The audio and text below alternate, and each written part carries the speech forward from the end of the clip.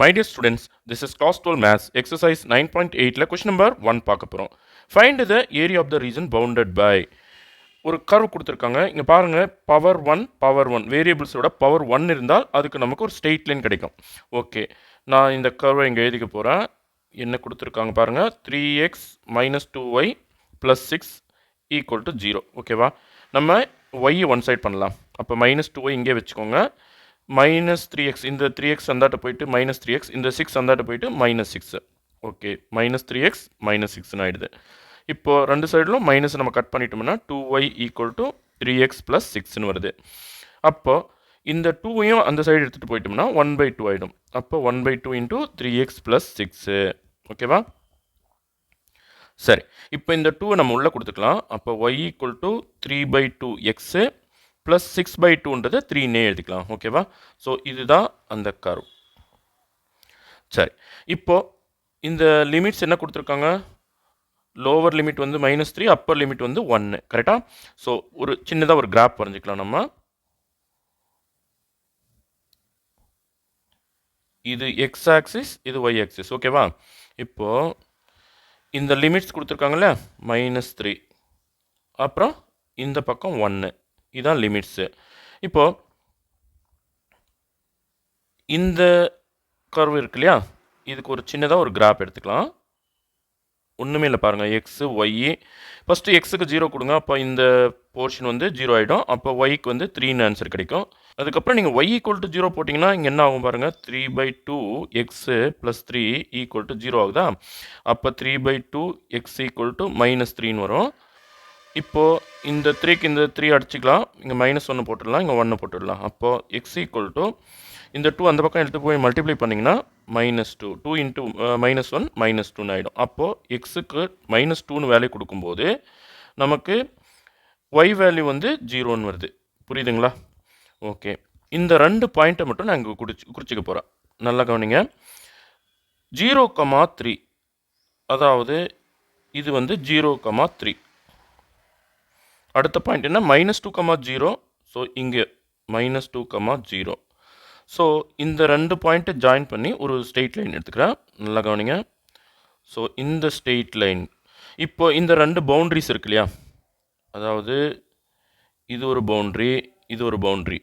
இந்த ரெண்டு boundaries x equal to 1ன்னு ஒரு பவுண்ட்ரி, x ஈக்குவல் டு -3ன்னு ஒரு பவுண்ட்ரி. இந்த ரெண்டு பவுண்ட்ரிஸ்க்கும் நடுவில் இந்த பவுண்ட் ஆகிற இந்த ஏரியா தான் அவங்க கண்டுபிடிக்க சொல்கிறாங்க.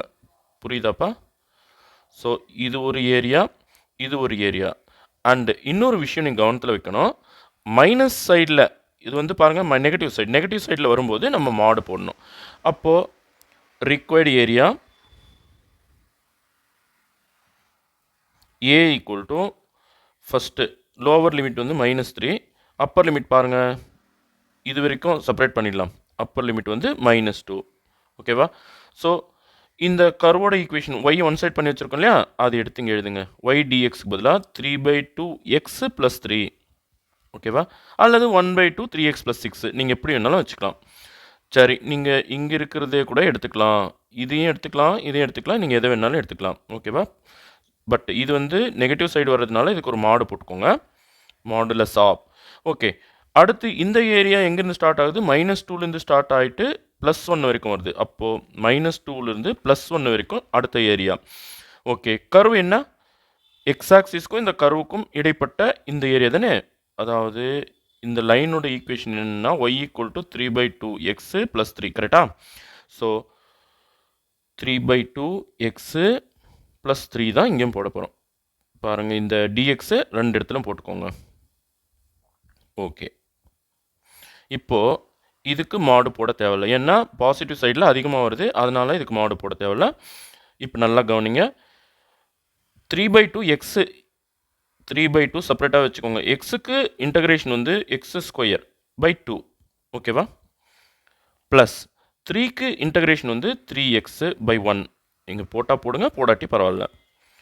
So upper limit lower limit கொடுத்துக்கோங்க. அடுத்து பாருங்கள், இதே தான் இங்கேயும் வரப்போகுது, பட் லிமிட்ஸ் மட்டும் மாறப்போகுது. 3x² 2 × 2 plus 3x/1 upper limit lower limit வந்து -2லேருந்து 1 வரைக்கும். ஓகேவா? இப்போது இதுக்கு மாடு போடணும், மறக்காமல் மாடுலஸ் போட்டுக்கோங்க. இப்போ இங்கே என்ன வந்திருக்கு, 3x² / 4ன்னு எழுதலாமா? 3x²/4. இப்போது இங்கே பாருங்கள், இது மேலேயும் கீழேயும் 4ஆல் மல்டிப்ளை பண்ணோம். அப்போ 4 3s are 12. இதை 1 ஆக்கிடலாம். 12x/4. ஓகேவா? அப்பர் லிமிட் லோவர் லிமிட் கொடுத்துக்கோங்க. மறக்காமல் மாடுலஸ் போட்டுக்கோங்க. இங்கே 3x² / 4 3s are 12x. ஏன்னா எல்சிஎம் எடுத்துட்டோம் இல்லையா? So upper limit lower limit கொடுத்துக்கோங்க. இப்போது ஃபஸ்ட்டு அப்பர் லிமிட், அதாவது -2 கொடுக்க போகிறோம். எக்ஸ் வந்து பிளேஸ்லலாம் -2 கொடுக்க போகிறோம். அப்போ இங்கே -2 அப்படின்னு எக்ஸுக்கு பதிலாக போட்டால் -2க்கு ஸ்கொயர் வந்து 4 +4. அப்போ 3 4s are 12.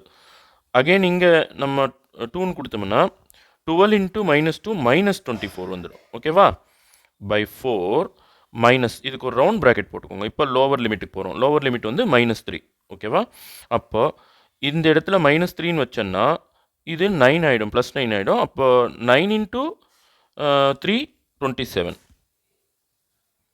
ப்ளஸ் இந்த இடத்துல நான் -3 வச்சேன்னா 12 3s are 36, பட் -36 /4. இப்போ இதுக்கு மறக்காமல் மாடுலஸ் போடணும். இப்போ இந்த இடத்துல வாங்க, ஃபஸ்ட்டு நம்ம அப்பர் லிமிட் கொடுத்துக்கலாம். அதாவது 3x², 1² 1 தானே, +12 அதுவும் 1 தான், /4 மைனஸ் ஆஃப். இப்போ லோவர் லிமிட் என்ன, -2. ஓகே, -2க்கு நம்ம இங்கே என்ன கொடுத்தோமோ அதை அப்படியே எடுத்து இங்கே எழுதுங்க. 12 + -24/4 அதை அப்படியே எடுத்து எழுதுங்க. ப்ராக்கெட் க்ளோஸ் பண்ணிவிடுங்க. இப்போது இதை சிம்பிளிஃபை பண்ண வேண்டியது தான். இப்போ பாருங்கள், ரெண்டு இடத்துலும் 4 தான் இருக்குது. அப்போ ஒரே முறை 4. இப்போ 12 -24, அப்போ -12. இப்போ இந்த இடத்துல -36 பெருசு இல்லையா? 36ல் 27 கழிச்சா 9.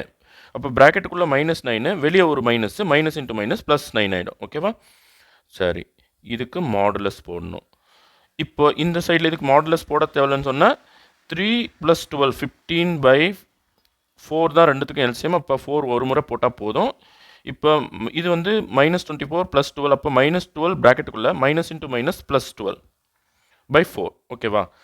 சரி, இப்போது -12 + 9 என்னும்போது -3/4 மாடுலஸ் இருக்கிறதுனால அது ப்ளஸ் ஆகிடும். 15 + 12 27/4. அடுத்த ஸ்டெப்பில் இது ரிமூவ் பண்ணும்போது 3/4 + 27/4. இப்போ ரெண்டையும் ஆட் பண்ணால் எல்சிஎம் சேம் இல்லையா? 27 + 3 30/4. அப்போது 2 டேபிளில் கட் பண்ணோம்னா 2 2s are 4, 15 2s are 30. So 15/2. 15/2 further division பண்ணும்போது 2 டேபிளில் 7 2s are 14, பேலன்ஸ் 1 புள்ளி வச்சுக்கோங்க, இங்கே 0 போடுங்க. 5 2s are 10. அப்போது இதுக்கான ஏரியா நமக்கு 7.5 ஸ்கொயர் யூனிட்ஸ் அப்படின்னு கிடைக்குது. ஓகேவா? Thank you students.